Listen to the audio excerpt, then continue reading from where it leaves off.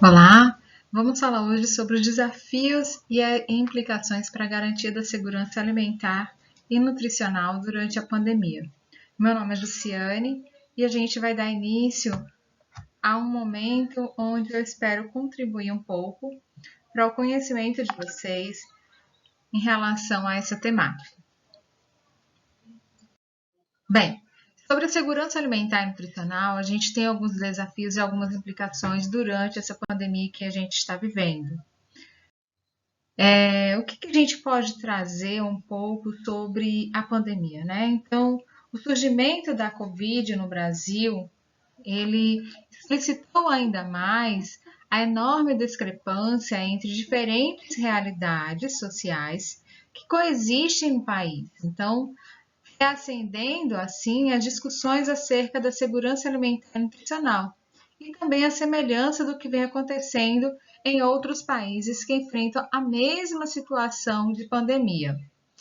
Bem, a gente pode argumentar um pouco nesse trabalho que eu vou trazer para vocês, que depois eu vou estar nas referências, vai estar disponibilizado, né? Que ele se chama Implicações da Pandemia do Covid-19 para a Segurança Alimentar e Nutricional no Brasil, que foi lançado na revista Ciência e Saúde Coletiva, é um artigo de 2020, ele foi lançado em setembro de 2020.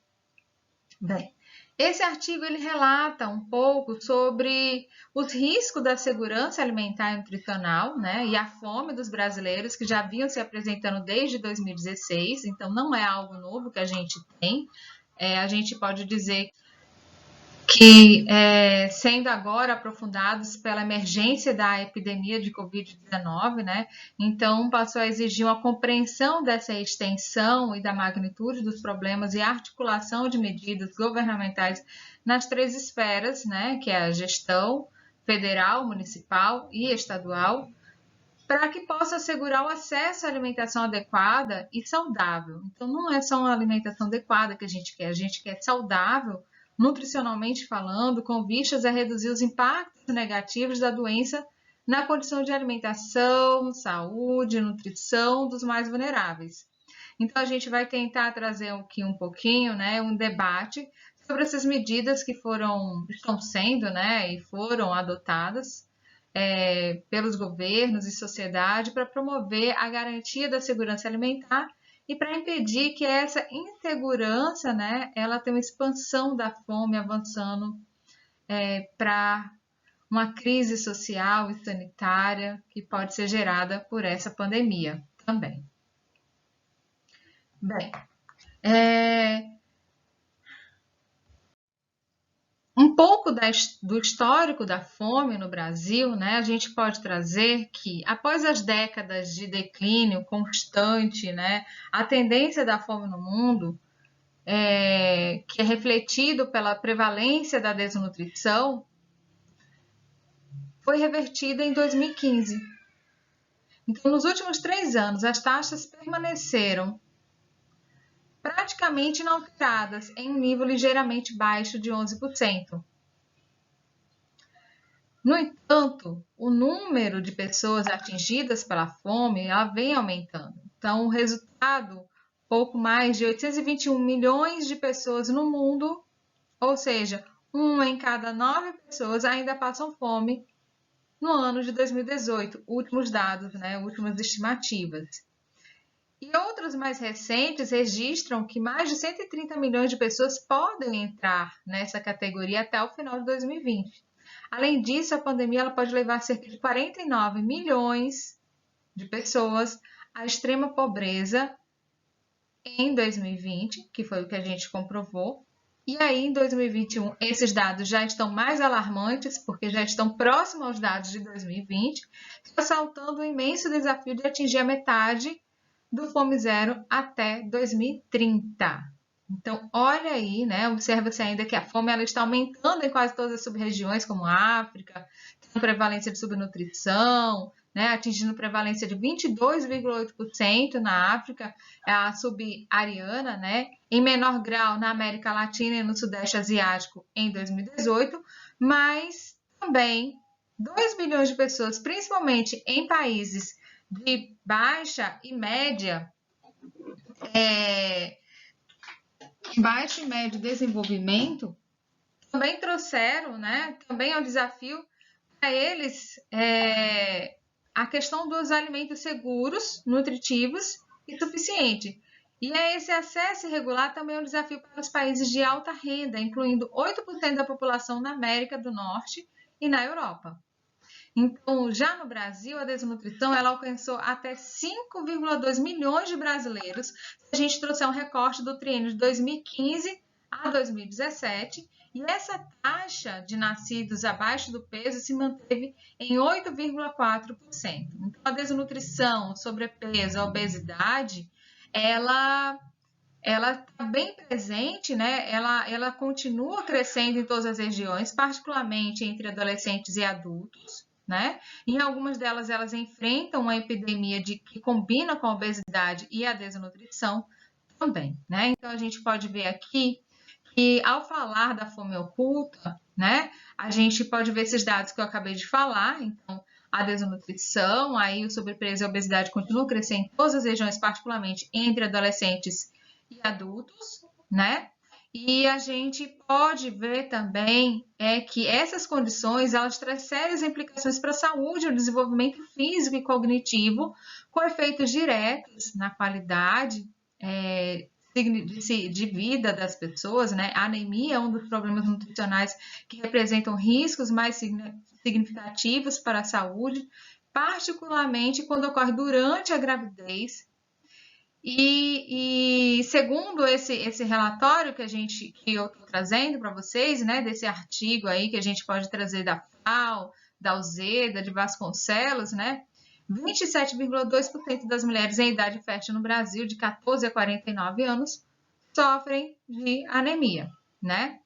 Então, esse conjunto de dados e informações são altamente relevantes nesse contexto. Por quê? Porque, de uma parte, eles revelam que a pandemia ela não poderá ser responsabilizada isoladamente pela severidade que se anuncia na situação de fome, desnutrição, insegurança alimentar e nutricional, o que a gente chama de INSAN, né? E aí, antes, as desigualdades elas não superadas, o avanço de políticas neoliberais, o desmonte do sistema que contemplava as políticas sociais inclusivas e promotoras da ação, ela vem se somando para a situação atual, que tende ao agravamento, né, dado os impactos da pandemia. Então, essa insegurança alimentar nos domicílios brasileiros, seja nos gradientes leves, moderados ou grave, ela deve tender a maior magnitude com o advento da pandemia do Covid-19. Então, a gente vai tentar aqui discutir um pouco sobre essas repercussões da Covid nessa situação de segurança alimentar e nutricional e a sua interface também com essas políticas de proteção social. Então, para isso,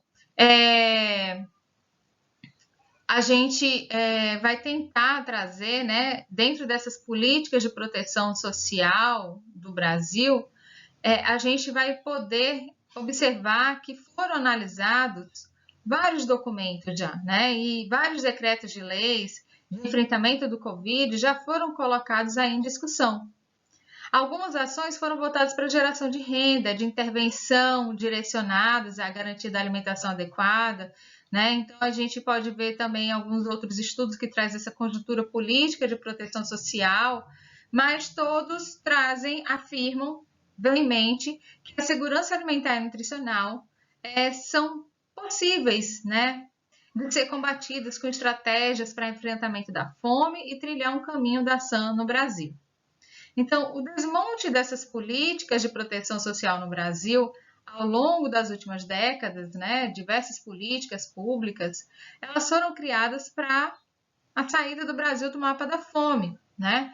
Então, uma delas é o programa Bolsa Família, né? Um programa de transferência de condicional de renda, que entre 2004 e 2014, esse programa aumentou as despesas de 0,29% para 0,46% do produto interno bruto, gente, o PIB anual. E a cobertura familiar de 6,6 milhões para 14 milhões.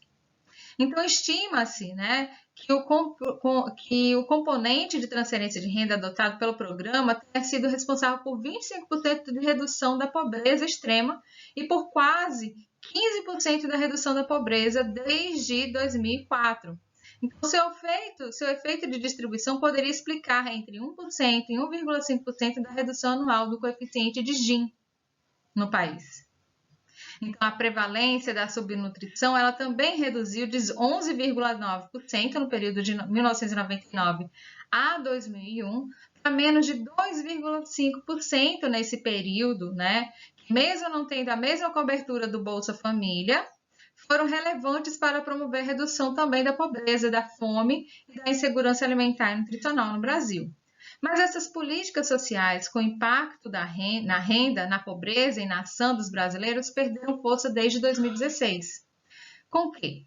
Com a ascensão com a saída, né, com o impeachment da presidenta, né, com a entrada do seu sucessor, né, então houve um desmonte que iniciou em 2016 com o Sistema Nacional de Segurança Nutricional criado em 2006, especialmente pela redução de recursos e da cobertura de programas estruturantes como o Programa de Transferência de Renda, o Bolsa Família, né? E o Programa de Aquisição de Alimentos da Agricultura Familiar, o PAA, e os programas de incentivo à agricultura familiar, então, o Programa da Água para Todos e pela extinção do Ministério do Desenvolvimento Agrário. Além do ato simbólico, né, de retirar o termo combate à fome do nome do Ministério do Desenvolvimento Social. Dentre outros, né? Então, sem dúvida, a aprovação da emenda constitucional de 95 em 2016 congelou os gastos públicos por 20 anos, que integra fortemente este cenário que a gente se encontra hoje. Então, neste âmbito, o novo governo, né, que tomou posse em 2019, ele herdou e aprofundou os péssimos resultados dos indicadores sociais, como incremento significativo do número de pessoas em situação de extrema pobreza. Então, registra-se que um dos primeiros atos do governo do atual presidente foi a extinção do Conselho Nacional de Segurança Alimentar e Nutricional, o CONSEA. Então, uma instância consultiva da Presidência da República com expressiva participação da sociedade civil organizada e, por isso mesmo, caixa de ressonância de demandas da sociedade. Então, estratégica na agenda de construção das políticas de segurança alimentar e nutricional. Então, essa desaceleração do crescimento econômico no país em adiação às políticas econômicas de austeridade fiscal adotadas pelo governo tem contribuído ainda mais para o desmonte das políticas sociais no Brasil. E este processo de desmonte afetou não só o Sistema Único de Saúde, o Sistema Único de Assistência Social, o SUAS, bem como o Sistema Nacional de Segurança Alimentar e Nutricional, o SISAM, com o aprofundamento dessa situação de pobreza e de vulnerabilidade social, vivenciado por muitas famílias brasileiras, indo na contramão do processo da redução da desigualdade e distribuição de renda experimentado no país entre os anos de 2003 e 2014. Então, nessa pandemia, a gente pode dizer que famílias e populações em contextos de vulnerabilidade social podem apresentar maior vulnerabilidade à Covid por conta das desigualdades sociais presentes, sobretudo entre pessoas de baixa renda, os desempregados e aqueles na informalidade que necessitam complementar renda, ainda que estejam em programas temporários de transferência de renda.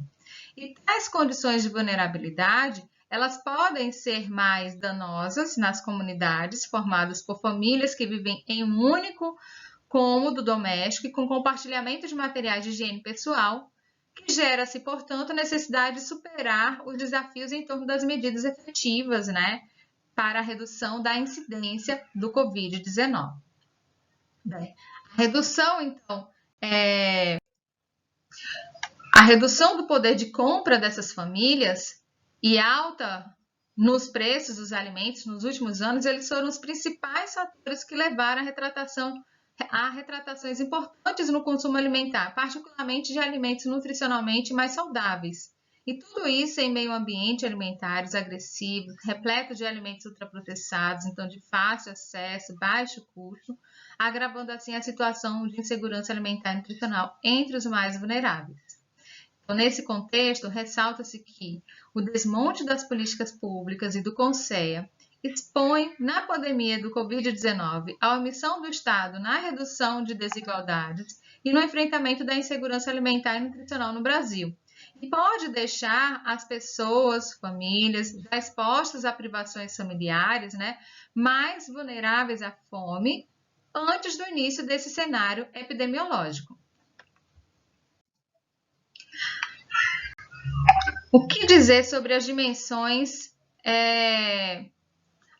no contexto da pandemia 19, Então, a segurança alimentar e nutricional nessas dimensões, a gente pode dizer que a Lei Orgânica de 2006, ela apresenta um conceito de segurança alimentar e nutricional que consiste na realização do direito de todos ao acesso regular e permanente a alimentos de qualidade, em quantidade suficiente, sem comprometer o acesso a outras necessidades essenciais, tendo como base práticas alimentares promotoras de saúde que respeitem a diversidade cultural e que sejam ambiental, cultural, econômica e socialmente sustentáveis. Então, a partir de fevereiro de 2010, a alimentação ela foi incluída entre os direitos sociais previstos no artigo 6º da Constituição Federal. Entretanto, o direito humano à alimentação adequada está distante da realidade de muitas pessoas em todo o mundo, e com a pandemia da Covid-19, os desafios são maiores. Então, para tematizar esses desafios durante a pandemia, pode-se considerar, em termos gerais, duas dimensões definidas, a alimentar e a nutricional. A primeira se refere aos processos de disponibilidade, produção, comercialização e o acesso ao alimento. E a segunda diz respeito mais diretamente às escolhas ao preparo e ao consumo alimentar e a sua também relação com a saúde e com a utilização biológica do alimento. Então, cada uma delas é permeada pelos objetivos de garantir alimentos saudáveis que respeitem a cultura alimentar da população e que tenham sido produzidas de forma sustentável. E tais dimensões foram afetadas pela pandemia do Covid-19, de acordo com esse quadro que se segue. Então, na dimensão alimentar, as necessidades, medidas e preventivos de distanciamento e isolamento social adotados pela grande maioria dos governos estaduais e municipais, seguindo recomendações do Ministério da Saúde e da Organização Mundial da Saúde, tende a gerar comprometimentos, particularmente para a população mais vulnerável no que concerne à oferta suficiente de alimentos frescos e minimamente processados, em especial os provenientes da agricultura familiar. Então, diversos agricultores viram os canais de comercialização serem suspensos, seja pelo fechamento temporário de restaurantes, seja pela paralisação das aquisições pelo Programa Nacional de Alimentação Escolar, o PNAE, ou ainda em virtude à redução e, em diversos casos, fechamento da comercialização nas feiras livres e nos mercados. Então, outros também vivenciaram dificuldades de comercialização, como alimentos, produtos de artesanato, mão de obra, em virtude de medidas que têm limitados os deslocamentos intermunicipais ou restringido o transporte público também.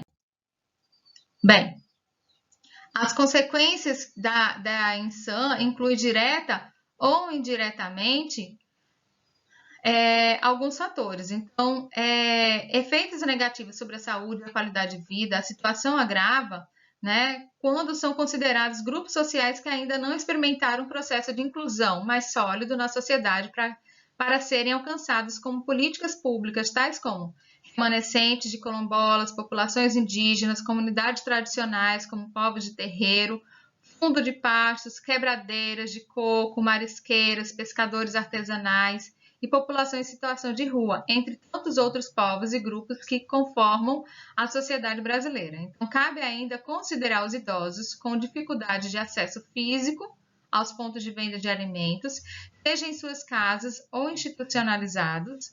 Então, a emergência e a disseminação da pandemia causada pelo vírus SARS-CoV-2 traz mais intensidade aos problemas que já vinham se acumulando no que concerne a ação de todos, especialmente dos mais vulneráveis em termos sociais, econômicos e sanitários, sinalizando para possível aumento de situações de fome.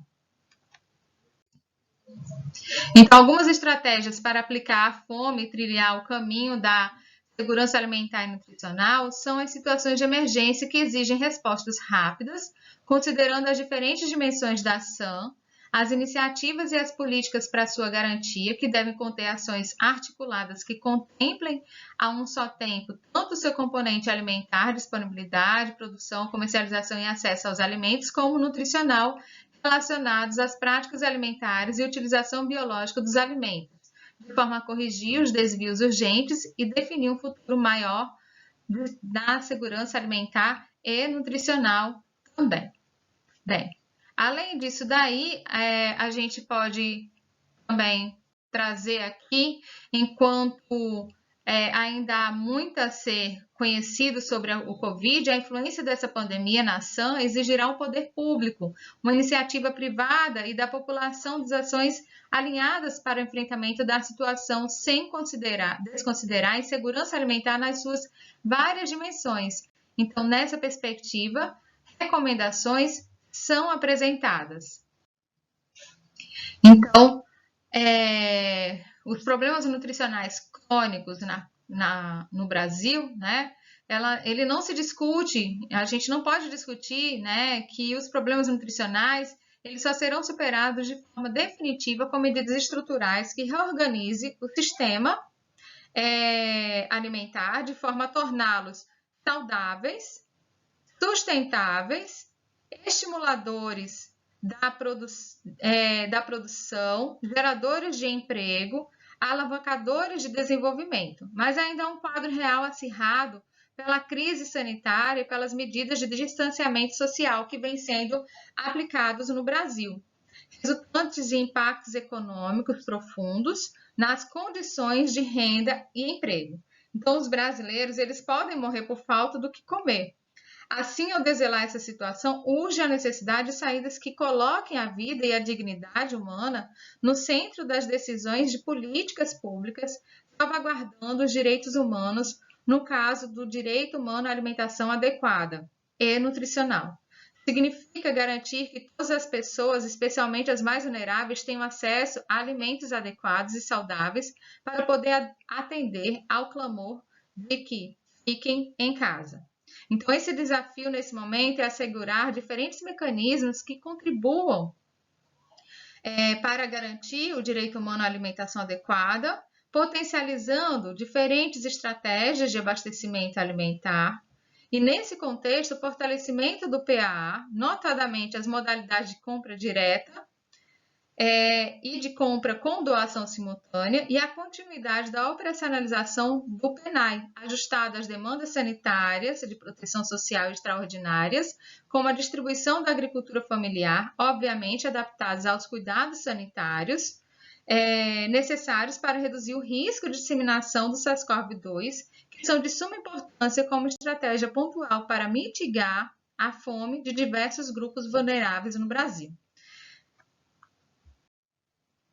Dessa forma, né, a gente pode dizer que iniciativas de educação alimentar e nutricional, por meio de programas educacionais que orientem e estimulem a adoção e manutenção de hábitos alimentares saudáveis para toda a família, incluindo sempre o oportuno estímulo ao aleitamento materno exclusivo até os 6 meses, como prática nutricional segura e essencial para crianças menores de 2 anos, são uma das formas que a gente pode encontrar como desafios, mas que alcançados eles têm um ponto positivo, pois são medidas de precaução sanitária e que o monitoramento desse estado nutricional ele deve ser muito bem considerado.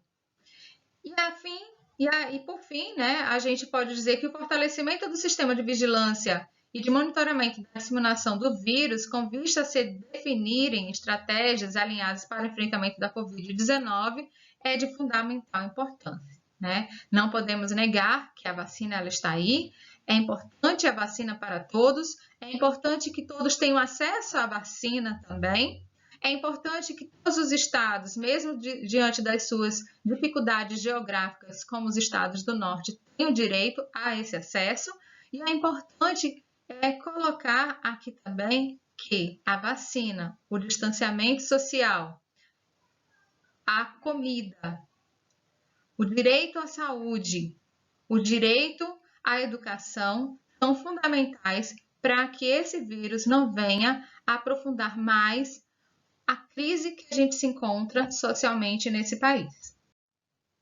Então, iniciativas de educação alimentar e nutricional que orientem e estimulem essa adoção e manutenção de hábitos alimentares saudáveis é fundamental. As medidas de precaução sanitária e o fortalecimento do sistema de vigilância e monitoramento dessa disseminação são fundamentais. Por fim, quero agradecer a todas e a todos que estão aqui com essa frase. A fome ela já atingiu mais de 19 milhões de brasileiros.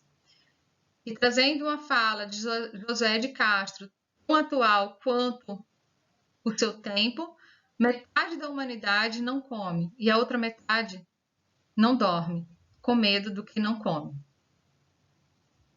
Obrigada. Aqui algumas referências. Finalizo aqui.